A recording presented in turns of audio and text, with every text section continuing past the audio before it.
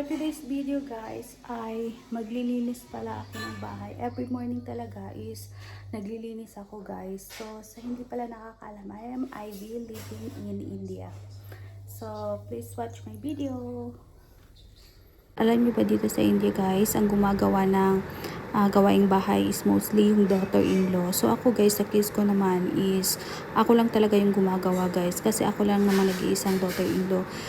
Itong asawa ko pala is dalawa lang sila magkapatid guys na lalaki.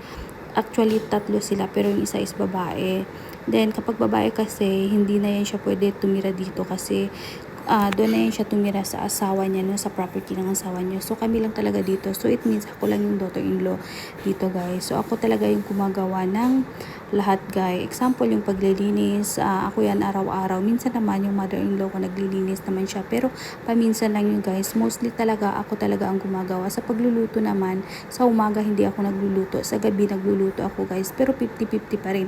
Minsan siya, minsan ako naman. So dito sa India, minsan nga guys naiinis ako guys, no, kasi nga hindi naman araw-araw na may mood tayo maglinis. So guys, dito na ako sa labas. Kaya pa ba to guys? Sobrang init talaga dito guys sa India. Kahit morning time, 10 o'clock 10 o'clock AM, sobrang init. Grabe, pinapawisan ako guys. Tapos ko nga magwalis sa loob at sa labas. So ayan na nga guys, magmamapping na tayo sa sahig. So ngayon, nandito na tayo sa kusina. So sobrang pawis ko na. Hindi pa sila naghugas ng plato guys. Hihintayin pa nila ako na maghugas. Ako na nga naglinis lahat-lahat. Ito ako pa. Sobrang maano sila. Sobrang makwenta.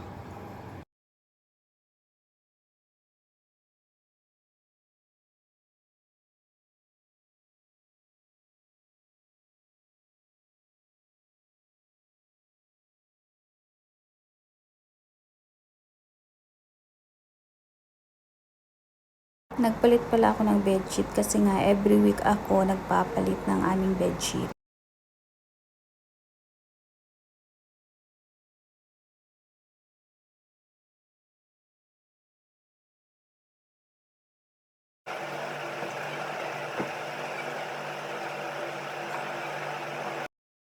Lang guys, simpleng buhay dito sa ito yung labas. Yun guys, sa itaas may sampayan.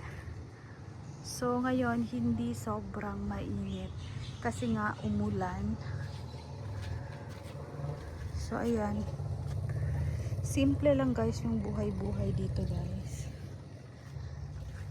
So yan na nga guys, tapos na ako. Diba sobrang ingay ng aso namin. Kasi kapag may meron siya sa baba guys sa gate, ganyan talaga siya. So ayun lang guys, bye!